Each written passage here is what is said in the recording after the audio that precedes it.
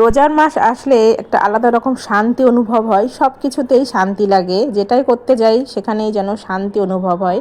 তো আর সারা বাড়িতে কিন্তু অনুষ্ঠান অনুষ্ঠান মনে হয়, আমার তো সেরকমই মনে হয়, যেমন বেশি আয়োজন হয়, রান্না বান্না খাওয়া দাওয়া, আর একটা আলাদা রকম অনুভূতি হয়।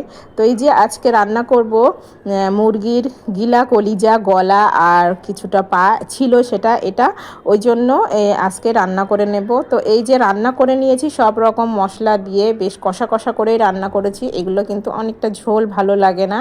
তো রান্না করে সবাইকেই দিয়ে দিয়েছি অল্প অল্প করে, আর আমি এই যে কিছুটা রেখেছি। তো এই যে রান্না করে নিয়েছি, রান্না করে রেখে দিয়ে মেয়েটাকে কিছু খাইয়ে দিয়েছি একটু। তারপরে এই যে আজকে ইফতারের আয়োজন ছিল, আমাদের পাশেই একটা ভাইয়া, সে আমাদেরকে বাড়িতে সবাইয়ের ইফতার দিয়েছে, তো সেগুলোই কেটে বেছে সুন্দর করে গুছিয়ে নিয়েছি। আর এই যে একটা করে ফুটি দিয়েছে, তো সেগুলো দিয়েই সবাই মিলে ইফতারটা করে নিয়েছি সন্ধ্যাবেলা। আর বাড়িতে বাচ্চা ছিল, তাদের জন্য আজকে প্লেট সাজিয়েছি। তো অনেক খুশি তারা, আর অনেক আনন্দ হয়েছে। ইফতার করে নামাজ আদায় করে নিলাম, নেয়ার পরে এই যে আমার ছেলে আজকে মোমো নিয়ে চলে এসেছে। ও রোজা ছিল আজকে, আর ও রোজা থাকলে ভাত খেতে একদমই ওর ভালো লাগে না। ও ইফতার করে নামাজ পড়ে ও এই যে কিছু খেয়ে নেবে।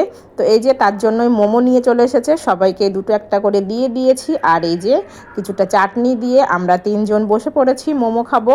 তো মেয়ে, ছেলে আর আমি একসাথেই মোমো খাচ্ছি। তো আমার এই চাটনি দিয়ে মোমো খেতেই বেশি ভালো লাগে, আর স্যুপটা যেন আমার অত ভালো লাগে না, কিন্তু স্যুপটা আমার ছেলে অনেকটা বেশি পছন্দ করে, তার জন্য একটা বাটিতে নিয়ে নিয়েছি। আর আমার মেয়েটা তো মাশাআল্লাহ ও খেতে অনেক বেশি পছন্দ করে।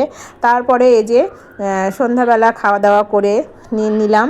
তারপরে আমার হাজব্যান্ড, যেহেতু মাংস রান্না হয়েছে, ও একবারই মানে খেতে চায়, বারবার খেতে চায় না। তো রাত্রে ওই জন্য রুটি করতে গেলাম আর আলু ভাজা। তো মেয়েটা আমার অনেকটাই বায়না ধরা, ও বলছে যে না রুটি খাবো না, লুচি করে দাও আমাকে। তো ওই যে কান্নাকাটি করছিল, তা তার জন্য ওর বাবা বলল ঠিক আছে, রুটি করতে হবে না, কয়েকটা লুচিই করো, আমি দু একটা খাবো, বেশি খাবো না। তার জন্য এই যে লুচি করে নিলাম, রুটিটাকেই মাঝখান থেকে কেটে চার চার ভাগ করে নিয়েছি। আর এই যে তিনকোনা শেপের আমার লুচি হয়ে গেছে। তো লুচিগুলো আমি সুন্দরভাবে ডুবো তেলে ভেজে নিয়েছি, আর একটু আলু ভাজি করে নিয়েছি। তো আলু ভাজির সঙ্গে লুচি খেতেও কিন্তু অনেক ভালো লাগে। আর এই যে সন্ধ্যার সময় একটা পেঁয়াজু আর আলুর চপ ছিল, সেটাও খাওয়া হয়নি তখন, তো এখন নিয়ে নিয়েছি একসঙ্গে দিয়ে দিয়েছি খাওয়ার জন্য। তো আমিও একটু টেস্ট করে দেখলাম, দুটো খেয়ে দেখলাম, তো ভালোই হয়েছে আর ভালোই লাগছিল। যেহেতু সারাদিন রোজা রেখে সন্ধ্যার সময় একটু কিন্তু ভাজা পোড়া ভালোই লাগে, কিন্তু সব সময় ভাজা পোড়া খেলে আবার একটু গ্যাসের সমস্যা হয়, তার জন্য একটু নিয়ম করেই খেতে হয়। তো এই যে সবাই মিলেই খাওয়া দাওয়াটাও করে নিলাম। তারপরে